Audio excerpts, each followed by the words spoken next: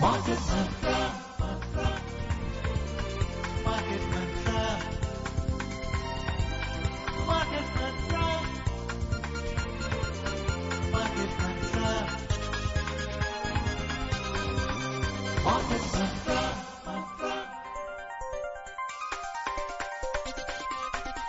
Market Mantra. Welcome to another edition of Market Mantra, in which we give you a complete update on the economic news of the day.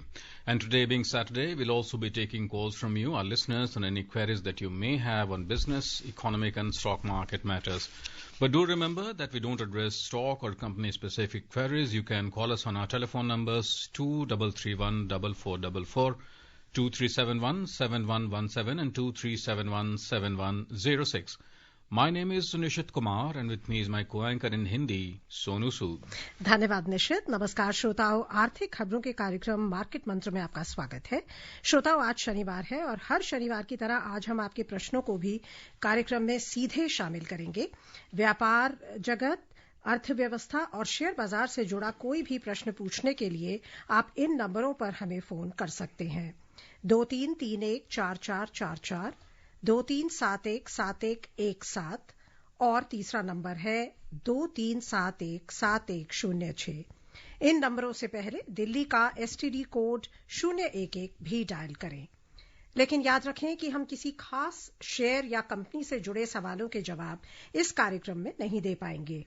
प्रश्नों के उत्तर देने और खबरों पर चर्चा के लिए आज स्टूडियो में हमारे साथ हैं बाजार विशेषज्ञ राजीव रंजन। नमस्कार राजीव जी, मार्केट मंत्र में आपका स्वागत है। जी नमस्कार। और अब शुरुआत में हेडलाइंस, जिन्हें आप तक ला रहे हैं निशित Kumar. The headlines: benchmark domestic indices close week with losses of around 2.5%. Prime Minister Narendra Modi says government is making efforts to create new opportunities for youth in India and abroad, and global crude oil prices log weekly gains over 2.7%. प्रमुख घरेलू बाजार सूचकांक इस सप्ताह लगभग 2.5% के नुकसान में रहे। प्रधानमंत्री नरेंद्र मोदी ने कहा कि सरकार युवाओं के लिए भारत और विदेश में नए अवसर सृजित करने के प्रयास कर रही है। और कच्चे तेल की वैश्विक कीमतों में 2.7% से अधिक साप्ताहिक वृद्धि हुई दर्ज।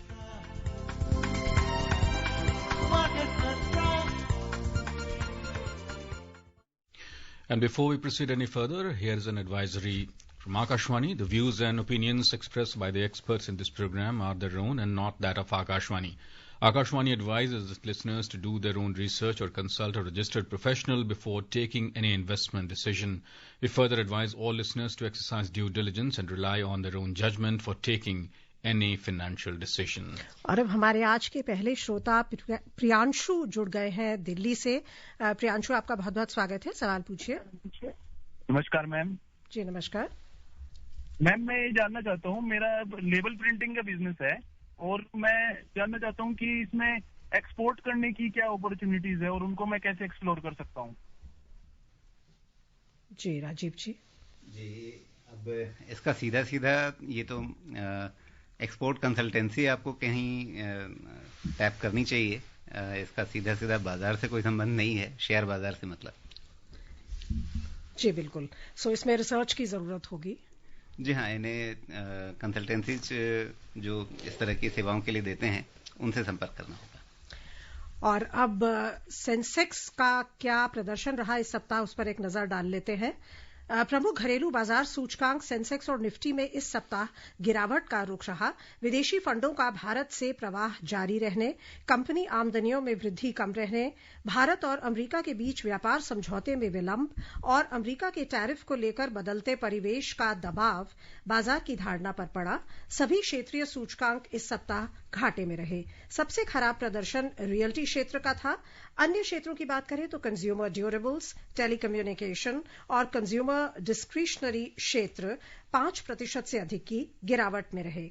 सप्ताह के दौरान बंबई स्टॉक एक्सचेंज का 30 शेयरों पर आधारित सेंसेक्स 2.4% से अधिक गिरावट दर्ज करते हुए 81,538 पर बंद हुआ।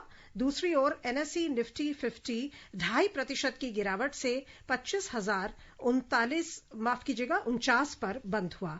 इस बीच बंबई शेयर बाजार के विस्तारित बाजार में गिरावट और भी तीव्र थी। सप्ताह के दौरान मिड कैप सूचकांक 4.2% की भारी गिरावट में रहा और स्मॉल कैप सूचकांक लगभग 5.8% लुढ़क गया। अंतर बैंकिंग विदेशी मुद्रा बाजार में इस सप्ताह भारतीय रुपए में डॉलर के मुकाबले 110 पैसे की कुल गिरावट आई और वह 91 रुपए 96 पैसे प्रति डॉलर के रिकॉर्ड न्यूनतम स्तर पर बंद हुआ।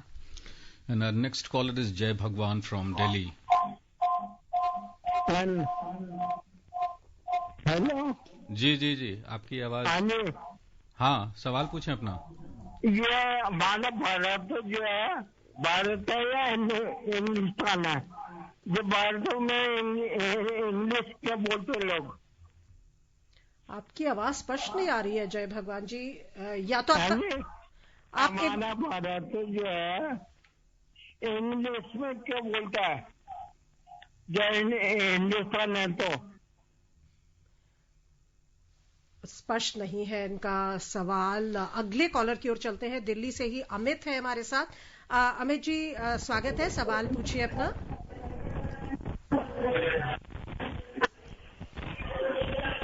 जी अमित जी आप हमारे साथ जुड़ गए हैं, सवाल पूछिए। हाँ नमस्कार मैडम, सभी को मार्केट मंत्र टीम को जी नमस्कार। राजीव रंजन सर से सवाल ये है सर कि क्या अगले हफ्ते भी मार्केट में इतनी वोलेटिलिटी बनी रहेगी और अंतर्राष्ट्रीय और डोमेस्टिक जैसे देशीय कोई कारण, किन कारकों का ध्यान रखना जरूरी है सर? और बजट से संबंधित कुछ न्यूज है क्या सर? धन्यवाद सर। जी देखिए, अनिश्चितताएं जिस तरह की हैं वो आपके मन पर इस समय हावी हैं और बीते हफ्ते में बाजार जिस तरह से गिरा है तो बाजार कभी एक रेखा में नहीं चलता, एक सीधी रेखा नहीं होती है कि पिछले हफ्ते अगर बाजार गिरा है तो अगले हफ्ते भी गिरेगा ही, या आपके पास अभी कोई इस तरह की नई सूचना या नया ट्रिगर बाजार के सामने जब तक नहीं आएगा तब तक एक स्पष्ट दिशा लेना मुश्किल रहेगा। बाजार ऊपरी स्तरों से काफी गिर चुका है, इसलिए यहां पर 25,000 के आसपास निफ्टी को एक सहारा मिलने की उम्मीद है। लेकिन यदि अंतर्राष्ट्रीय बाजारों से कुछ ऐसी खबरें जो बढ़ते हुए जियोपॉलिटिकल सिचुएशंस की ओर इशारा करें, क्योंकि आप पश्चिमी एशिया में क्या हो रहा है अभी बहुत कुछ हमारे सामने स्पष्ट नहीं है, वहां किस तरह से स्थितियां आगे बनेंगी, या अगर आप जियोपॉलिटिकली दूसरी चीजों को देखें, रूस यूक्रेन युद्ध नए सिरे से अगर तीव्रता की ओर बढ़ता हुआ दिखता है, ये सारी स्थितियां ऐसी हैं। अभी हमने हाल में एक खबर देखी कि फ्रांस ने एक तेल वाहक जहाज को कब्जा किया और उसे अपने नियंत्रण में ले लिया, जिसके बारे में कहा जाता है कि वो रूस के लिए तेल का आवागमन कर रहा था। ये सारी स्थितियां जो हैं वो जियोपॉलिटिकली कोई बहुत अच्छी तस्वीर पेश नहीं कर रही हैं। काफी अनिश्चितताओं के बीच हमारा बाजार चल रहा है, तो नए संकेतों का इंतजार करना पड़ेगा। लेकिन हाँ, चूंकि ऊपरी स्तरों से हम काफी बाजार को नीचे आते हुए देख चुके हैं, इसलिए यहां इन स्तरों पर एक सहारा मिलने की उम्मीद रहेगी। और घरेलू बाजार में अगला बड़ा ट्रिगर जो होगा वो, जैसा आपने बजट का जिक्र किया, बजट के बारे में क्या है वो तो जब लाल लिहाफ में लिपटे टैब से जब वित्त मंत्री जी अपना बजट पेश करेंगे उसके बाद ही पता चलेगा। लेकिन आशाएं सबको रहती हैं और ये आशा जरूर करनी चाहिए कि इस बजट से भी भारत की अर्थव्यवस्था को गति देने के कई नए उपाय सामने निकलेंगे। Next caller is Manoj from Delhi. Manoj. Sir मेरा क्वेश्चन ये राजीव सर से ये है कि ये अपकमिंग बजट में ये इनका क्या ओपिनियन है कि टैक्सेशन एंगल में इंडिविजुअल्स और बिजनेसेस को क्या टैक्स इंसेंटिव्स दे सकते हैं to jump start the economy? But I would like his views also.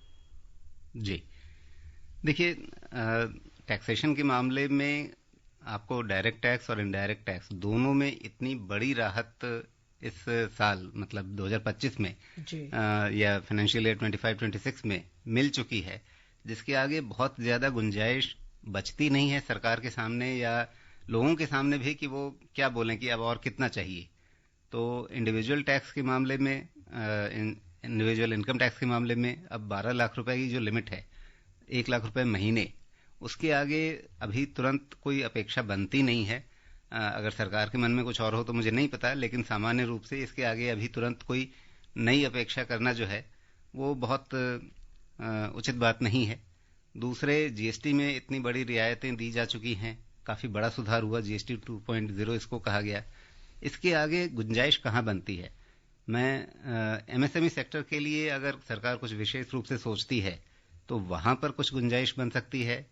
और साथ में चूंकि बहुत सारे एमएसएमई जो हैं वो कॉर्पोरेट स्ट्रक्चर में काम नहीं करते हैं, सरकार ने इससे पहले कॉर्पोरेट इनकम टैक्स में भी काफ़ी नरमी दी थी। लेकिन ये जो एमएसएमईज हैं जो पार्टनरशिप फर्म्स की तरह से काम करते हैं या प्रोप्राइटरी फर्म्स की तरह से काम करते हैं, क्या उनके लिए सरकार कुछ आगे और सोचेगी, कुछ उनके लिए टैक्सेशन में या उनके लिए और किसी तरह से अगर उन्हें राहत देने के उपाय करे? सरकार ने कई बार ये जरूर किया है कि उन्हें आसान शर्तों पर ऋण मुहैया कराने का काम किया है या उसके लिए सुविधाएं उपलब्ध करवाई हैं बैंकों के माध्यम से, लेकिन सीधे उनको टैक्सेशन में कम से कम इतनी राहत मिले कि वो जो कॉर्पोरेट वर्ल्ड को जो राहत मिल रही है उससे उनको बराबरी हो। इस दिशा में अगर सरकार कुछ करती है तो वो जरूर एमएसएमई को बूस्ट देने के लिए, सहारा देने के लिए काफी अच्छा कदम होगा। और आइए अब चले दिल्ली से नवी मुंबई, जहां से जितेंद्र हैं हमारे अगले कॉलर। जितेंद्र जी, आपका स्वागत है मार्केट मंच में, सवाल पूछें। हाँ, नमस्कार sir, good evening. Good evening sir, मेरा सवाल था ये डिविडेंड जो लाभांश कंपनियां देती है, तो मैं देखता हूँ कि मैंने पढ़ा था उसमें कि जिस प्रोमोटर के ज्यादा शेयर है तो लाभांश तो उसको मिलेगा एक फंडा, और छोटे छोटे रिटेलर जैसे हमारे वो भी, उनको भी लाभांश मिला। तो इसके पीछे उनका कॉन्सेप्ट क्या रहता है लाभांश? क्योंकि मैं ये सोच रहा हूँ कि मुझे शेयर लेना है एज अ रिटेलर, तो लाभांश वाले शेयर में ज्यादा लूं क्या दूसरे प्रकार के शेयर जो मेरे बकेट में रखूं? इस बारे में जरा जानकारी दे सकते हो सर? जी देखिए, अब ये काफी कुछ इस बात पे निर्भर करता है कि आपका लक्ष्य क्या है, आप जो निवेश कर रहे हैं उससे आप क्या पाना चाहते हैं। क्या आप उससे रेगुलर इनकम पाना चाहते हैं या आपकी इच्छा ये है कि वो एक तय समय में, जैसे 5 साल बाद, 7 साल बाद, 10 साल बाद, वो आपके लिए एक बड़ा कैपिटल, एक बड़ी पूंजी इकट्ठा करके दे। तो अगर आप बड़ी पूंजी की तरफ ध्यान केंद्रित कर रहे हैं कि मुझे 5 साल बाद बड़ा पैसा बन कर सामने आए, तो आपको फिर लाभांश के पीछे उतना बहुत नहीं सोचना चाहिए। और अगर आप सोचते हैं कि आपके पास आपने जो भी निवेश किया है उससे नियमित रूप से हर महीने नहीं भी तो समय समय पर कुछ पैसे आते रहें, तो फिर उसके लिए डिविडेंड ऑप्शन बेहतर रहता है।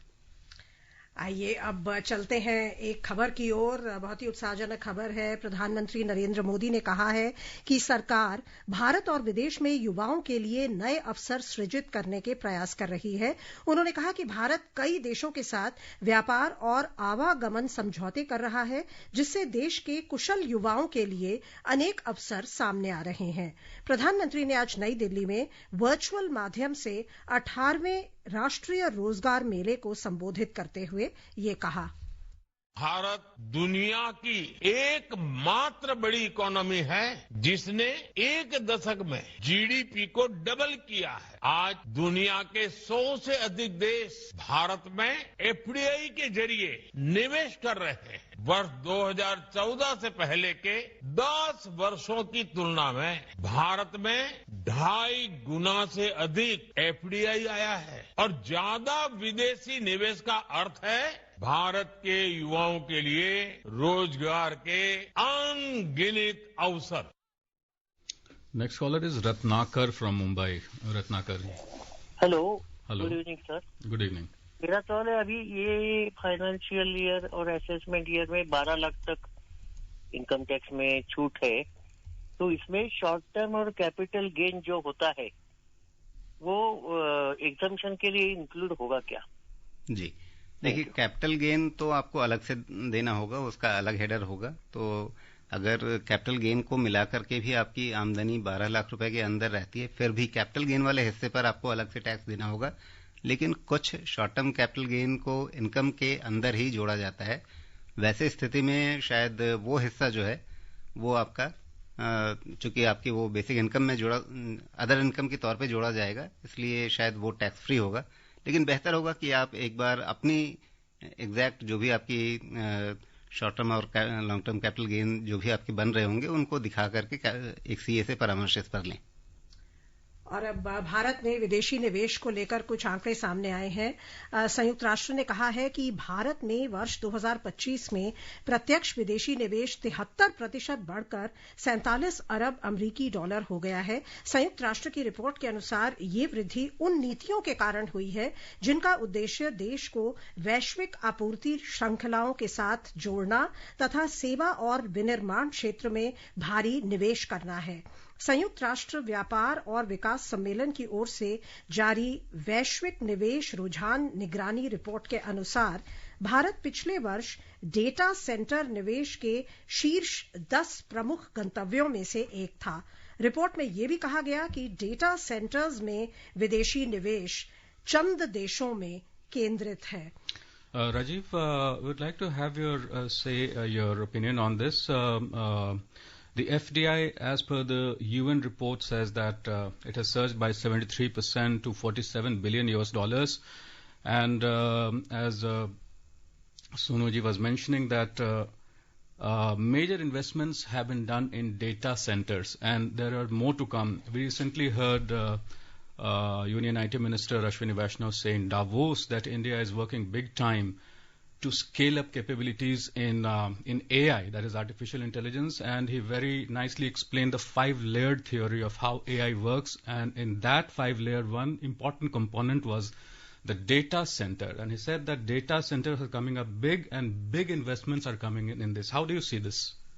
जी, निश्चित रूप से ये जो FDI आ रहा है और वो एक तरफ भारत की अर्थव्यवस्था को लेकर के विदेशी निवेशकों के भरोसे को दिखाता है कि बेशक शेयर बाजार में हमें लगातार जो FII की बिकवाली या FPI जो हम कहते हैं उनकी लगातार बिकवाली चल रही है, उससे कई बार शायद ये अंदेशा हो सकता है कि क्या विदेशी निवेशकों का भरोसा भारतीय बाजार को लेकर के या भारतीय अर्थव्यवस्था को लेकर के कम हो रहा है। लेकिन FDI के आंकड़े इस बात को साफ तौर पर नकार देते हैं।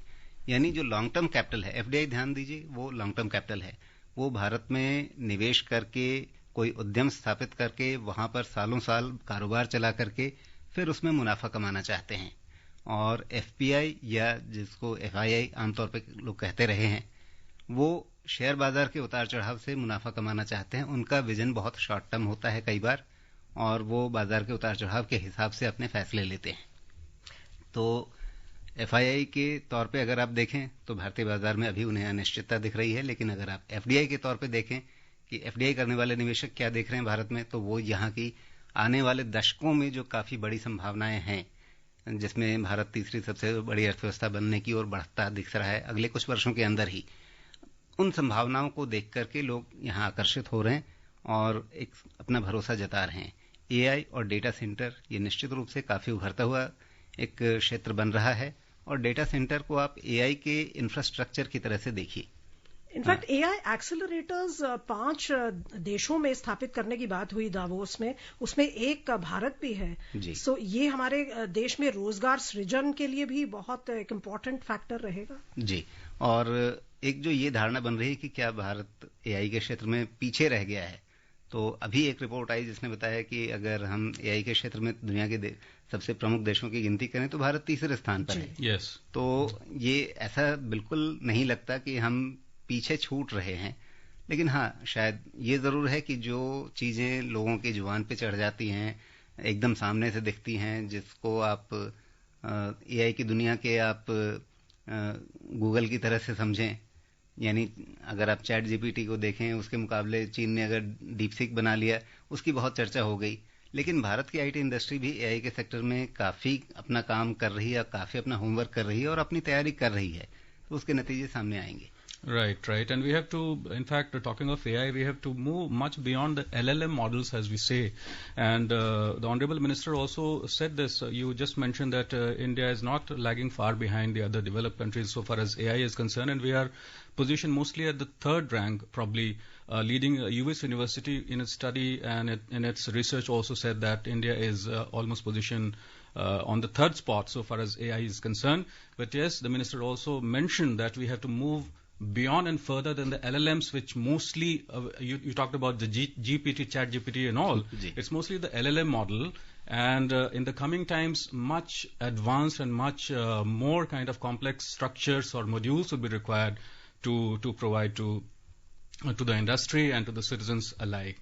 And moving on to the next story, the President of the European Commission, Ursula von der Leyen, has arrived in New Delhi on her official visit to India this afternoon. In a social media post, the Ministry of External Affairs spokesperson Randhir Jaiswal said that her visit will explore the next phase of India and the European Union's strategic partnership. He added that India and the EU share a partnership rooted in mutual trust and shared values. She will be the chief guest along with the President of the European Council, Antonio Luis Santos da Costa, at Republic Day celebrations on Monday. Both the leaders will also co-chair the 16th India-EU Summit on the 27th of this month.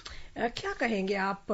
इन्होंने भी कहा है Ursula von डर Leyen ने कि ये mother of all deals होगी, और पीयूष गोयल जी ने भी कहा है, जो हमारे कॉमर्स मिनिस्टर हैं. कितनी इम्पोर्टेंट है ये भारत के लिए डील? बहुत महत्वपूर्ण है, और यूरोप के लिए भी बहुत महत्वपूर्ण है. यूरोप को भी भारत जैसे एक बड़े और उभरते हुए बाजार में एक तरह से कहा जाए आसान प्रवेश मिलेगा, और हमारे लिए भी वही चीज है. हमारे लिए भी उसी तरह के अवसर हैं. और पिछली भी एक चर्चा में मैंने कहा था कि यूरोप और भारत दोनों को ये बात समझ में आ रही है. यूरोप भी अमेरिका को अपना बहुत एक विश्वस्त सहयोगी साझेदार मान करके, दोस्त मान करके अभी तक चलता रहा है, और भारत ने भी अमेरिका को एक दोस्त की तरह से देखा. लेकिन दोनों तरफ कहीं ना कहीं ये रियलाइजेशन है कि आपसी संबंध हमें बढ़ाने होंगे. Next caller is Shankar from Bhopal. Shankar ji. Good evening, sir.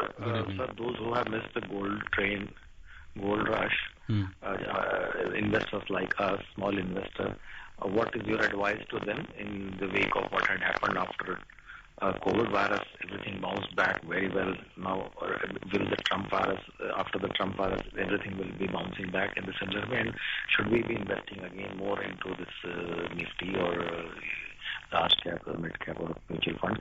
What is your advice, sir, to small investors like us who have missed the gold rush? Thank you. जी, अगर एक ट्रेन चल पड़ी है, रफ्तार पकड़ चुकी है, उसको दौड़ते भागते हुए पकड़ने की कोशिश नहीं करनी चाहिए. इस समय सोने में काफी ज्यादा तेजी हो गई है, इसी तरह चांदी में भी काफी तेजी हो गई है. उस तेजी को अगर आप दौड़ भाग करके पकड़ना चाहेंगे तो उसमें दुर्घटना हो सकती है. होगी या नहीं होगी मुझे नहीं मालूम. आज अगर 3,30,000 40,000 के बीच में चांदी है, कल को वो 4 लाख की हो जाए, मुझे नहीं मालूम. लेकिन क्या वो यहां से घट करके 2.5 लाख की हो सकती है, कभी 2 लाख की भी हो सकती है. वो भी संभावना वैसी ही रहेगी. क्या आप उस तरह के उतार चढ़ाव में कोई अनुमान लगाना, स्पेकुलेट करना, आप अपने मतलब गाढ़ी कमाई जो है आपकी मेहनत की, आप उस पैसे से क्या वो स्पेकुलेशन करना चाहेंगे, वो आपका चॉइस है. मैं तो कहूंगा कि भागती हुई ट्रेन को पकड़ने की जरूरत नहीं है. अपनी अर्थव्यवस्था पे भरोसा कीजिए और उसके हिसाब से आप एसेट एलोकेशन करके इक्विटी, डेट, आप अगर थोड़ा सा एक्सपोजर इसमें रखना भी चाहते हैं तो आप मल्टी एसेट फंड्स होते हैं जिसमें थोड़ा बहुत हिस्सा सोने चांदी में निवेश किया जाता है. आप उन फंड्स के माध्यम से थोड़ा एक्सपोजर लेकर के रखना चाहें तो वो जरूर एक रास्ता रहता है. तो रफली कितना एक्सपोजर, कितना परसेंट पोर्टफोलियो का? देखिए, ये सबकी अपनी अपनी चॉइस होती है. लेकिन आमतौर पे 5%, 10%, 15% इस तरह से किसी की अपनी पर्सनल प्रोफाइल क्या है, वो कितना रिस्क लेना चाहता है, इसके हिसाब से कहा जाता है. और जिसने भी सोने में पहले से कुछ निवेश कर रखा है उसका एक्सपोजर उसके एसेट एलोकेशन से अभी ज्यादा हो चुका होगा, तो नया निवेश अभी नहीं करना चाहिए. तो आपने बड़े दार्शनिक रूप से बताया कि कॉशियस रहें. जरूर. सर, केशव है दिल्ली से हमारे अगले कॉलर. केशव जी, आपका स्वागत. सवाल पूछें. हेलो, नमस्कार जी. नमस्कार.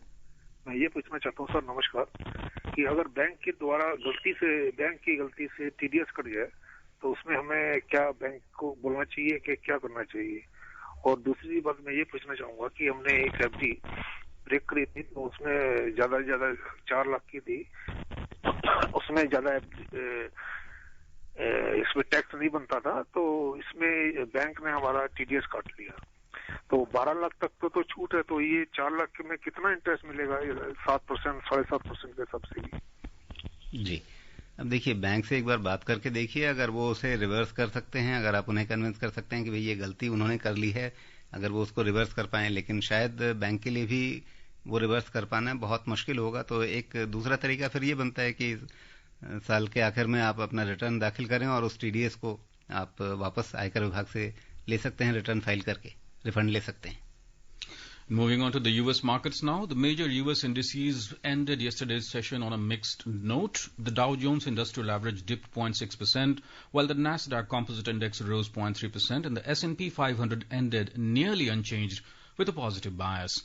Wall Street benchmarks had rebounded over the last two sessions following Tuesday's sharp sell-off, supported by news of easing trade tensions and reduced geopolitical risks.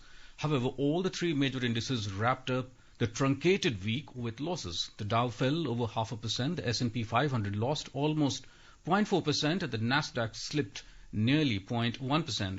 Looking ahead, investors will closely watch quarterly results from several of the Magnificent Seven companies scheduled for release in the coming week.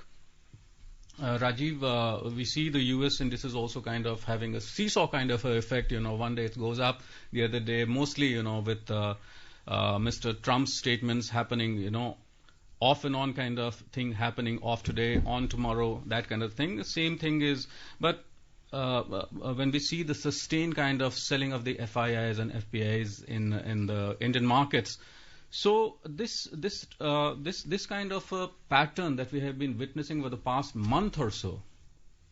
Of course, it's a very obvious question, and most of the listeners would want this answer. Will this be sustaining more and more now? Have we bottomed out? क्या भारतीय बाजार bottom out हो गया है, ये कहना अभी मुश्किल है, लेकिन जैसा मैंने पिछले एक सवाल में कहा कि 25,000 के निफ्टी के आसपास एक साइकोलॉजिकल सपोर्ट भी बनता है. काफी सारे अगर आप वैल्यूएशन के लिहाज से देखें या अगर आप टेक्निकल पैरामीटर्स पे देखें तो यहाँ पे एक सपोर्ट बनता है, लेकिन क्या ये अंतिम बॉटम है, इसके नीचे बाजार नहीं जाएगा, इसकी भविष्यवाणी मैं तो नहीं कर सकता. Okay. And moving on to oil now, the global crude oil prices settled around 3% higher yesterday after U.S. President Donald Trump ratcheted up pressure on Iran, imposing more sanctions on vessels transporting its oil. Both the benchmarks notched weekly gains of over 2.7%. Yesterday, the U.S. Treasury Department said it had imposed sanctions on 9 shadow fleet vessels and the respective owners or management firms, which have collectively transported hundreds of millions of dollars worth of Iranian oil and petroleum products to foreign markets.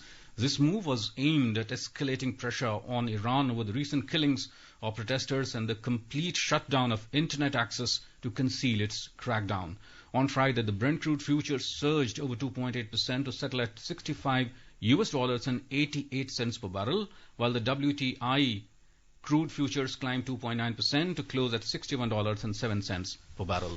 लेते अगली खबर. भारतीय reserve bank RBI ने banking प्रणाली में तरलता बढ़ाने के लिए कई उपायों की घोषणा की है. एक आधिकारिक प्रेस विज्ञप्ति के अनुसार आरबीआई 30 जनवरी को 25,000 करोड़ रुपए की राशि के लिए 90 दिनों का परिवर्तनीय रेपो दर वीआरआर संचालन करेगा. वीआरआर एक ऐसा साधन है जिसके माध्यम से बैंक नीलामी के जरिए अल्पकालिक निधि उधार लेते हैं. इसमें पहले से निर्धारित होने के बजाय ब्याज दर बाजार की बोलियों द्वारा निर्धारित की जाती है. आरबीआई ने घोषणा की है कि वह 4 फरवरी को 3 साल की अवधि के लिए 10 अरब डॉलर की डॉलर रुपए की खरीद बिक्री अदला बदली नीलामी आयोजित करेगा. पहली नीलामी 5 फरवरी को जबकि दूसरी नीलामी 12 फरवरी को निर्धारित है. And still on to the RBI, the Reserve Bank of India has said that the consolidated gross fiscal deficit of Indian states has increased to 3.3% of the gross domestic product (GDP) in 2024-25. In a report titled "State Finances: A Study of Budgets" of 2025-26 that was released yesterday, RBI has said that consolidated outstanding liabilities of states remain elevated in the post-pandemic period, with a budget estimate of 29.2% of the GDP at the end of March 2026. The reports add that the thrust on capital expenditure was sustained as capital expenditure remains steady at 2.7% of the GDP in 2023-24 and 2024-25 and is budgeted at 3.2% of the GDP in 2025-26. Rajiv जी आने के लिए market मंत्र में और हमारे श्रोताओं को बहुमूल्य जानकारी देने के लिए आपका बहुत-बहुत धन्यवाद. जी नमस्कार, बहुत धन्यवाद. Thank you, Rajiv. And before we close, a reminder of the headlines. Benchmark domestic indices close week with losses of around 2.5%. Prime Minister Narendra Modi says government is making efforts to create new opportunities for youth in India and abroad, and the global crude oil prices logged weekly gains over 2.7%. And that's all in this edition of Market Mantra from the entire team here. It's goodbye.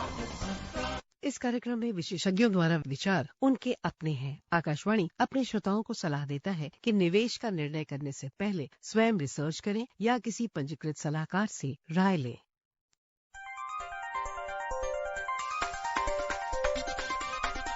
Market Mantra.